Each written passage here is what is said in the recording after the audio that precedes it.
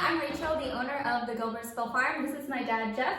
He started the corn maze business a long time ago and it was known as Corn Stalking USA. We are here to talk about the top 10 craziest moments we've ever had in the corn maze industry.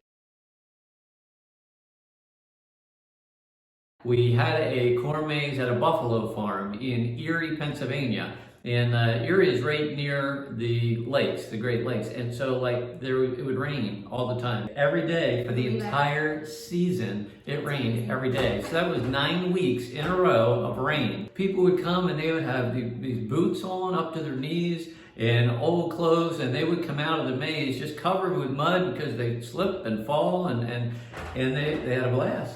You gotta adapt, wherever the corn maze is, you gotta suit the crowd. So top 10, Muddy Maze. Muddy Maze.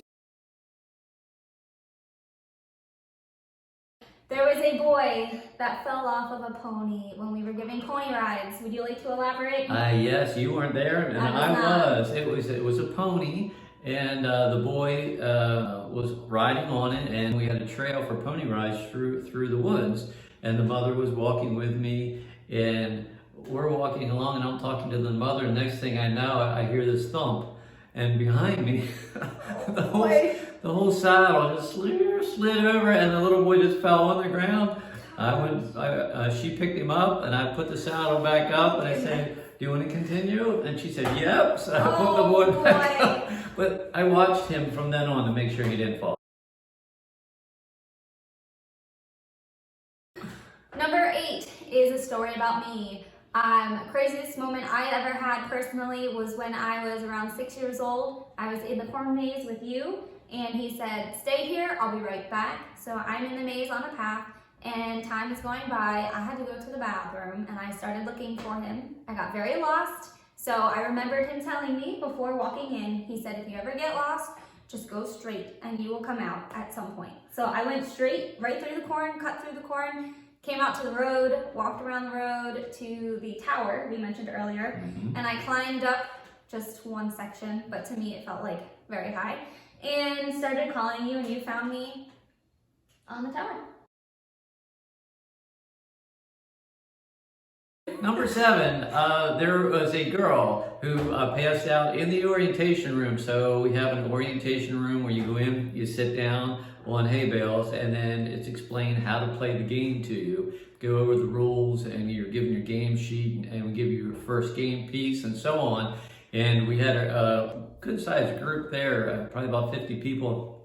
And one girl who was sitting there, she just passed out. She was unconscious for a while. Oh, really? And they took her out. They didn't know it was because of the hay and the allergy to that, or she might have just been afraid. Oh. It's not scary. It was during the day and everything. And we called the ambulance, and the nearest ambulance was somewhere else. So it took like 20 minutes to get an ambulance there. Yeah. So she came to just before the ambulance got there. Wow. And me being the nice guy I am, I offered them free passes to come back for her and the family, but she didn't want to come pass out again. So they didn't accept the passes. Was she okay? She's fine. Okay. Oh, she's fine. All right. Yep. Mice under a rock. I was, again, first year you owned a corn maze. I was around 6 years old, and I was in the maze with my dad. He was riding a lawn tractor, pulling up rocks in the paths to make them smooth. We got to a big rock. He got off the tractor, picked up a rock, and he saw a whole bunch of little scurrying under the rock, dropped it, and jumped on the tractor very quickly. Yeah. He yelled. He cut his leg very badly. I did. It was very bad. What made you go pick it up again? Well, we had to get rid of it. Okay. I mean, we were cleaning the big rocks out of the field for the corn to grow. This is before we planted the corn, and I thought it was like a nest of snakes and stuff. Not that I would have been afraid, but I just wasn't expecting that, and it turned out to be a whole bunch of mice. Yep. We had about 1,000 people go through the corn maze in a 3-hour time slot. The corn maze can handle about 300 at a time. And so we had a bunch of youth groups that night, plus we were open to the public. And so we had like a 300 people go in, and then as they're coming out, and before they all came out, we had another 300 going in, and before all of them came out, another 300 went in. So it was quite a full evening for us. It was a lot of fun though. For sure. It was a blast, yeah. We rented a dairy farm at the time, and the cows got out quite frequently. There was one day where the cows got out and it was almost time to open, and they were still wandering through the maze. They did quite a bit of damage. We put yellow ribbon through all of the maze on all the paths, and they did not follow the rules and stay on the paths. So the yellow ribbon was everywhere. There were paths that weren't there the day before. So it was very crazy. We have about a dozen employees that run the maze at any given time, and there was one year where it seemed like money was disappearing. And I recall one time you had your wallet in our car, and you said, I had money missing, and I was only maybe 10, 11 at the time. So you know how much money you have in your wallet when you're that age. So she, especially her, she knows things. It seemed like our money drawer was coming up short too. So what I did is I took a box. The box had holes in the side. The box was made that way. So I set it on the counter and I put a video camera in there. And this is before cameras were small. And before the camera was like that big. And I set it in the box, And so I made this excuse, and I told this guy who I thought was stealing from us, and I said, would you do me a favor? I need a quick run out and do something. Can you cover the office for me for just a minute? So, and at that point, I had already counted exactly how much money was in the box, and I knew and everything. So I left, and for a little while came back, and I thanked him. And then at the end of the day, I looked at the video. Sure enough, this guy, he took money out of my wife's purse. That's where we keep the extra cash. We didn't want to keep too much in the money box. And he was just going into the purse and just taking money out for us. And so when I took this to the police station, and they're concerned, like, well, I said I have it on video, and they're concerned, is, the quality of video isn't normally very good. And they started laughing because the camera was right there next to where he was doing it, and he didn't know it. He said, this video is better than the footage we get from, Mini Marks and Wawa's and 7-Elevens and stuff. So that was sort of cool. Interesting. Cool, I don't know.